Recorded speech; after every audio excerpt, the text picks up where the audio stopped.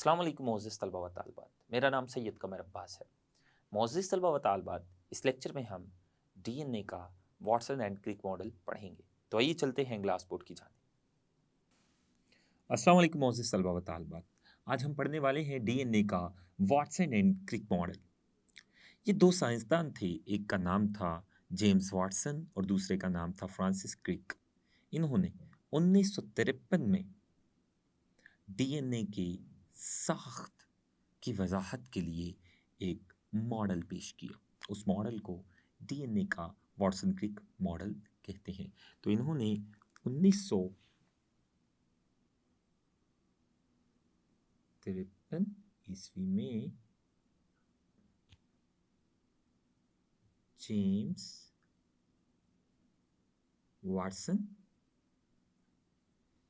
और Francis Crick ने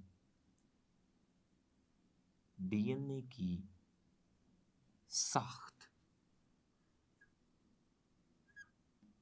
की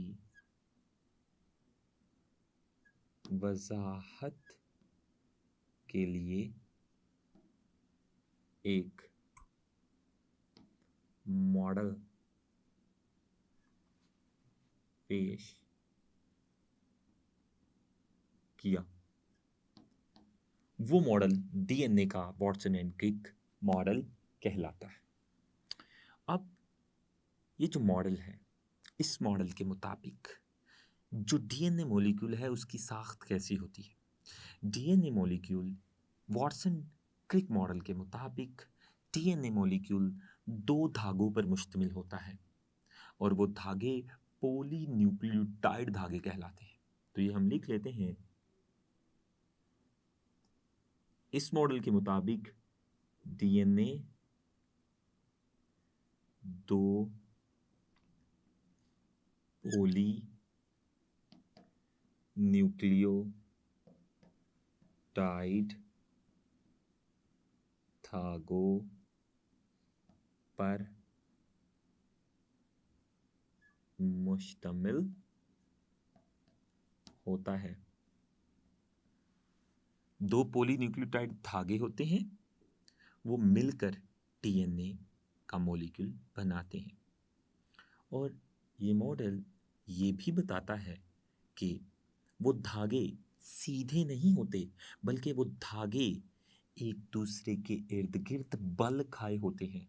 बल यानी एक दूसरे के इर्द गिर्द लिपटे हुए होते हैं।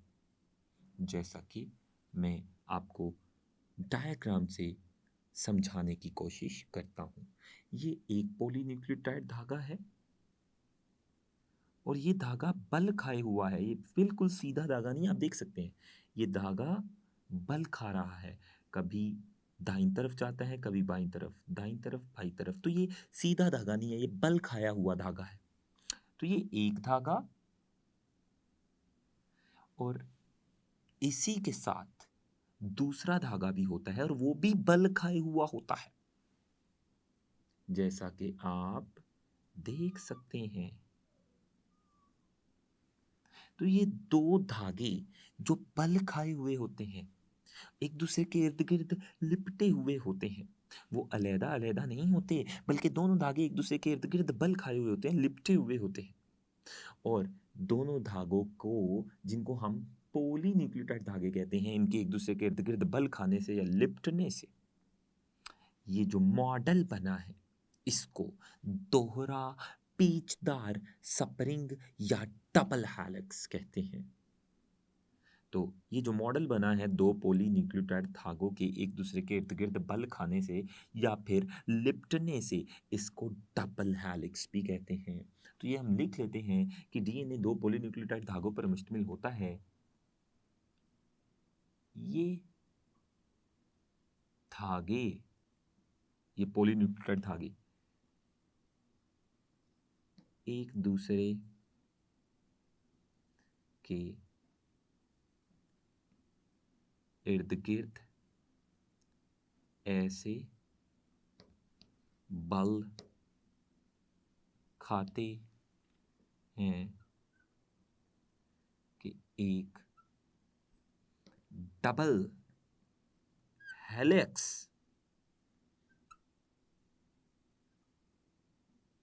बन जाता है। अब ये डबल हेलिक्स क्या है? ये दोहरा दोहरा यानी दो चेन्स, दो धागों पर मुश्तमिल दोहरा पेचदार। पेच कहते हैं मोड़ों को, बल को। दोहरा मतलब दो धागे, पेचदार धागे। पेचदार धागे कहते हैं बल वाले धागे जो मुड़े हुए हों, जो बिल्कुल सीधे ना हो, जगह जगह से कभी दाईं तरफ मुड़े हो कभी बाईं तरफ हो, इसे कहते हैं पेचदार धागे। दोहरा पेचदार स्प्रिंग, क्योंकि ये स्प्रिंग जैसा नजर आता है देखने से। तो ये दो पॉलीन्यूक्लियोटाइड धागे एक दूसरे के इर्द गिर्द बल खाते हैं और एक डबल हेलिक्स बनाते हैं। डबल हेलिक्स यानी दोहरा पेचदार स्प्रिंग बनाते हैं। ये मॉडल डीएनए का वाटसन क्रिक मॉडल कहलाता है और ये डीएनए का साख्त है। ये जो मैंने मॉडल बनाया है ये डीएनए की ही साख्त की वजाहत कर रहा है। तो ये डीएनए का वाटसन क्रिक मॉडल आपके सामने है। अब ये जो मॉडल है ये बताता है कि डीएनए जिन दो धागों से बना है वो पॉलीन्यूक्लियोटाइड धागे हैं। पॉलीन्यूक्लियोटाइड का मतलब है ऐसा धागा जो बहुत सारे न्यूक्लियोटाइड्स पर मुश्तमिल हो। ये हम लिख लेते हैं, पॉली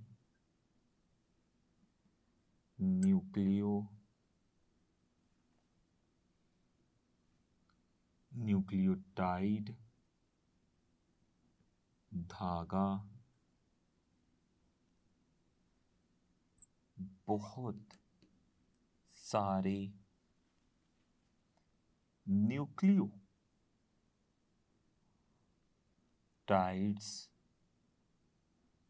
पर मुश्तमिल होता है। जब बहुत सारे न्यूक्लियोटाइड्स, हजारों लाखों न्यूक्लियोटाइड्स एक दूसरे के साथ जुड़ते हैं तो उनके जुड़ने से एक धागा बनता है, उससे पॉलीन्यूक्लियोटाइड धागा कहते हैं। तो ये दोनों धागे जो डीएनए के अंदर होते हैं और बल खाए हुए होते हैं ये पॉलीन्यूक्लियोटाइड धागे होते हैं। यानी दोनों धागे हजारों न्यूक्लियोटाइड्स के मिलने से बनते हैं, उनके आपस में जुड़ने से बनते हैं। अब न्यूक्लियोटाइड क्या है? न्यूक्लियोटाइड ये एक छोटा सा मॉलिक्यूल है जो तीन अज्जा पर मुश्तमिल होता है। न्यूक्लियोटाइड के तीनों अज्जा हम लिख लेते हैं। न्यूक्लियोटाइड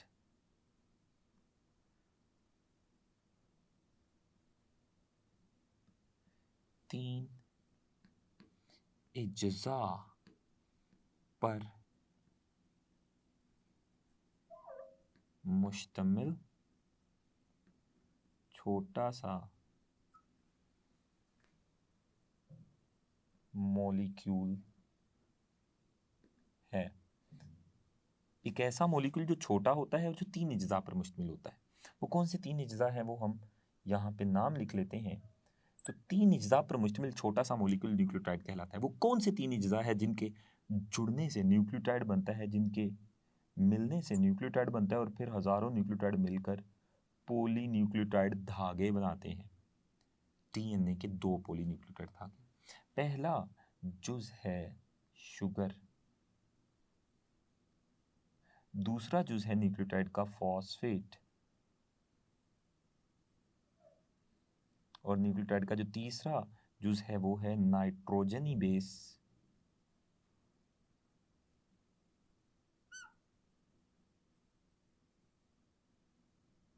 नाइट्रोजनी बेस, ये तीनों अज्जा एक दूसरे के साथ मिलकर न्यूक्लियोटाइड बनाते हैं। लेकिन कैसे, ये हम जानने की कोशिश करते हैं।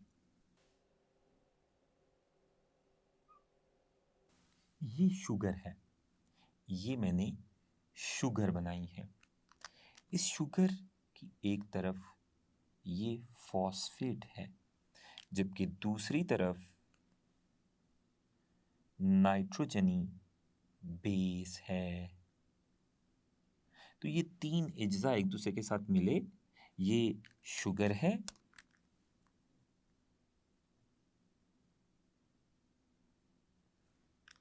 ये सब्ज रंग का जो जुज है ये नाइट्रोजनी बेस है और ये जो नीले रंग का जुज है ये फॉस्फेट है।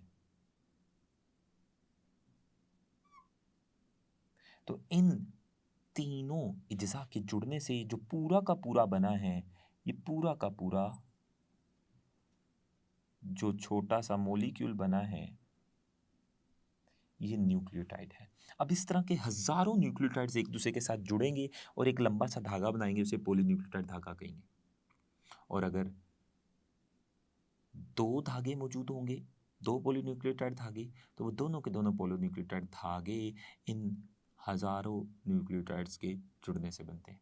हजारों न्यूक्लियोटाइड्स एक तरफ सीधी लाइन में जुड़कर एक पॉलीन्यूक्लियोटाइड धागा बनाएंगे और हजारों न्यूक्लियोटाइड दूसरी तरफ जुड़कर दूसरा पॉलीन्यूक्लियोटाइड धागा बनाएंगे, और वो दोनों पॉलीन्यूक्लियोटाइड धागे एक दूसरे के इर्द गिर्द बल खाएंगे या लिपटेंगे और एक डबल हेलिक्स या दोहरा पेचदार स्प्रिंग जैसी साख्त बना देंगे, जिसे हम डीएनए कहेंगे। तो आइए हम डीएनए की यहाँ पर साख्त बनाने की कोशिश करते हैं। ये हम जानते हैं कि कैसे ये न्यूक्लियोटाइड्स जुड़कर पूरा डीएनए बनाते हैं। ये फॉस्फेट है और ये फॉस्फेट जुड़ा होता है शुगर के साथ, और ये शुगर की एक तरफ मौजूद होती है नाइट्रोजनी बेस। अब ये एक न्यूक्लियोटाइड है, इसके नीचे दूसरा न्यूक्लियोटाइड होगा।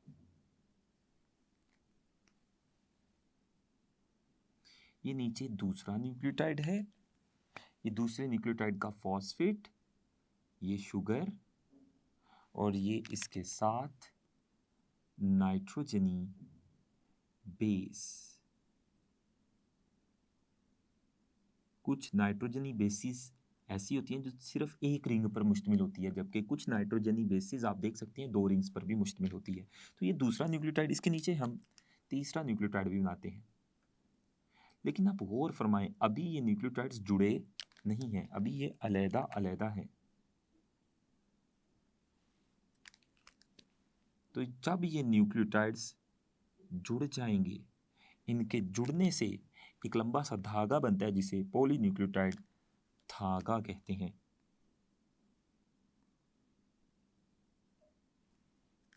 एक और न्यूक्लियोटाइड हम बनाएंगे यहाँ। तो ये 4 न्यूक्लियोटाइड्स हो गए हैं। इस तरह हजारों न्यूक्लियोटाइड्स हो जाएंगे। हजारों न्यूक्लियोटाइड्स हम नहीं बना सकते।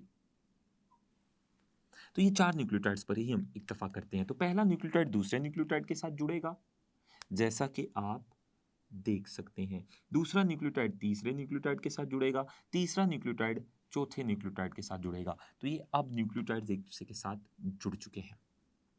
तो ये जो न्यूक्लियोटाइड्स अभी तो 4 जुड़े हैं, नीचे 5वां, 6वां, 7वां, 8वां, इस तरह हजारों न्यूक्लियोटाइड्स एक दूसरे के साथ जुड़कर एक लंबा सा पॉलीन्यूक्लियोटाइड धागा बनाएंगे। ये एक धागा बना है, इसके बिल्कुल साथ दूसरा पॉलीन्यूक्लियोटाइड धागा बनेगा, बिल्कुल न्यूक्लियोटाइड्स के एक दूसरे के साथ जुड़ने से।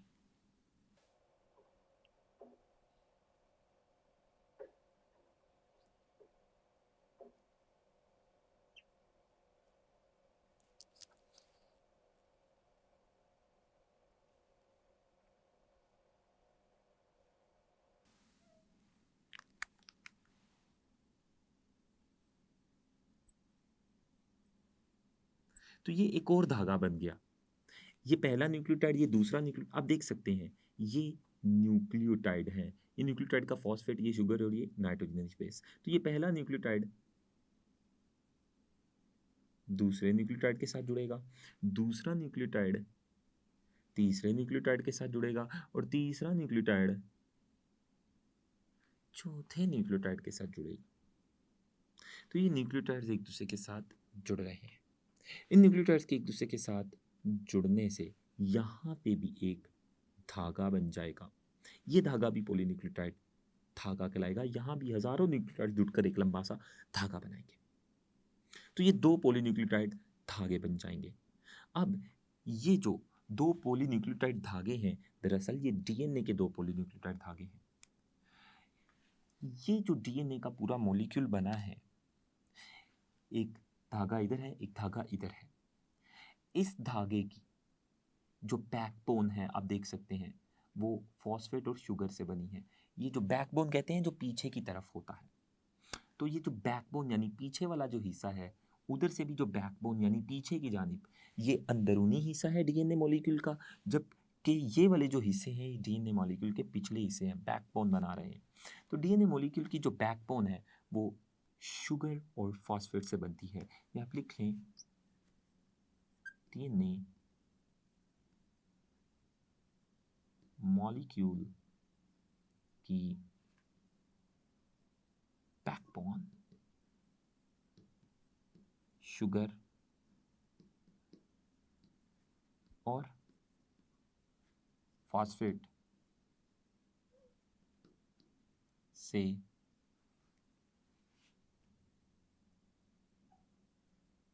बनती है। तो एक बैकबोन ये है और एक बैकबोन ये है, लेकिन अंदर की तरफ नाइट्रोजनी बेसें हैं। ये जो नाइट्रोजनी बेसिस हैं ये एक दूसरे के साथ जुड़ती है। एक चेन की नाइट्रोजनी बेस दूसरी चेन की नाइट्रोजनी बेस के साथ जुड़ेगी। ये जो एक चेन की नाइट्रोजनस बेस है ये दूसरे धागे की नाइट्रोजनी बेस के साथ जुड़ेगी। लेकिन कैसे? ये जुड़ना बड़ा मखसूस होता है। एक चेन में जो एडेनिन एडेनिन थायमिन साइटोसिन और गुआनिन ये 4 किस्म की नाइट्रोजनस बेसें हैं जो कि डीएनए में मौजूद होती है। हम फर्ज करते हैं कि ये अगर एडेनिन है,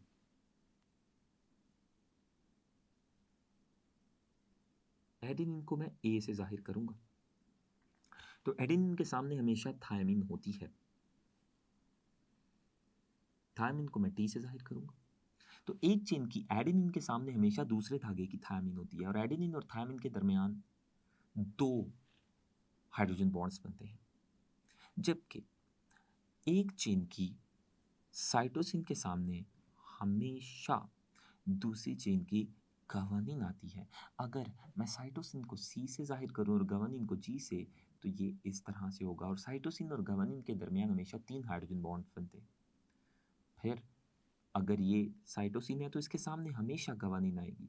एक चेन की जो साइटोसिन नाइट्रोजनी बेस है ये दूसरी चेन की गवानीन नाइट्रोजनी बेस से बॉन्ड बनाएगी या जुड़ेगी।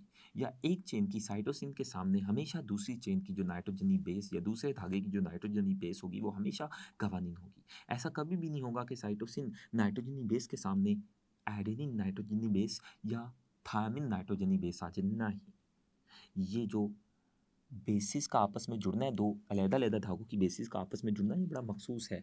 एक नाइट्रोजनी बेस, एक धागे की नाइट्रोजनी बेस जो एडेनिन है इसके सामने हमेशा दूसरे धागे की कौन-सी नाइट्रोजनी बेस आएगी? थायमिन ही आएगी। और एक धागे की अगर नाइट्रोजनी बेस गवानीन है उसके सामने हमेशा दूसरे धागे में जो नाइट्रोजनी बेस आएगी वो हमेशा साइटोसिन होगी। या अगर एक धागे की नाइट्रोजनी बेस साइटोसिन है तो उसके सामने जो दूसरे धागे की नाइट्रोजनी बेस होगी वो हमेशा गावानिन होगी। और अगर एक धागे की नाइट्रोजनी बेस थायमिन है इस धागे की, तो इसके सामने जो दूसरे धागे की नाइट्रोजनी बेस होगी वो हमेशा एडेनिन होगी। और हम पढ़ चुके हैं कि साइटोसिन और गावानिन के दरमियान 3 हाइड्रोजन बॉन्ड होते हैं जबकि एडेनिन और थायमिन के दरमियान 2 हाइड्रोजन बॉन्ड होते हैं। तो ये दोनों धागे एक दूसरे के साथ जुड़ जाते हैं हाइड्रोजन बॉन्ड्स के जरिए। और वो हाइड्रोजन बॉन्ड्स दोनों धागों के कौन से इज्जा को जोड़ते हैं? नाइट्रोजनी बेसिस को। तो दोनों धागों की नाइट्रोजनी बेस से इस धागे की नाइट्रोजनस बेस दूसरे धागे की नाइट्रोजनी बेस के साथ हाइड्रोजन बॉन्ड के जरिए जुड़ जाएंगी। तो जब दोनों धागों की नाइट्रोजनी बेसें या बेसिस एक दूसरे से हाइड्रोजन बॉन्ड्स के जरिए जुड़ेंगी तो दोनों धागे भी एक दूसरे के साथ जुड़ जाएंगे और ये एक दूसरे के इर्द गिर्द बल खाएंगे, लिपटेंगे और एक डबल हेलिक्स बना देंगे। तो इस डबल हेलिक्स की या डीएनए के पूरे मॉलिक्यूल की जो बैकबोन है वो बनी होती है शुगर और फॉस्फेट से। जबकि डीएनए के मॉलिक्यूल का जो अंदरूनी हिस्सा है अंदरूनी हिस्से में नाइट्रोजनी बेसें होती हैं। और एक धागे की नाइट्रोजनी बेस के सामने हमेशा दूसरे धागे की नाइट्रोजनी बेस होती है। एक धागे की नाइट्रोजनी बेस अगर एडेनिन है तो दूसरे धागे में उसके सामने जो नाइट्रोजनी बेस होगी वो हमेशा थायमिन होगी। अगर एक धागे की नाइट्रोजनी बेस एक जगह पर साइटोसिन है तो उसके सामने जो दूसरे धागे की नाइट्रोजनी बेस होगी वो हमेशा गवानीन होगी। और एडेनिन और थायमिन के दरमियान हमेशा 2 हाइड्रोजन बॉन्ड होंगे जबकि साइटोसिन और गवानीन के दरमियान हमेशा 3 हाइड्रोजन बॉन्ड होंगे। ये हम लिख लेते हैं एडेनिन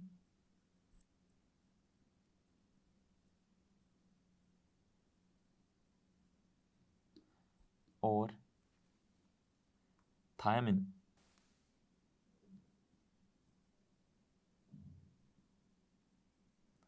के दरमियान हमेशा दो हाइड्रोजन बॉन्ड्स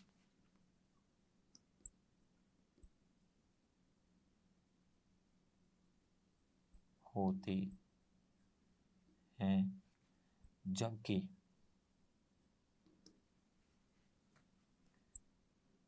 साइटोसिन, जिसको हमने सी से जाहिर किया था,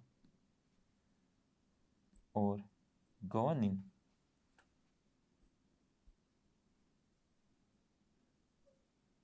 जिसको हमने जी से जाहिर किया था, के दरमियान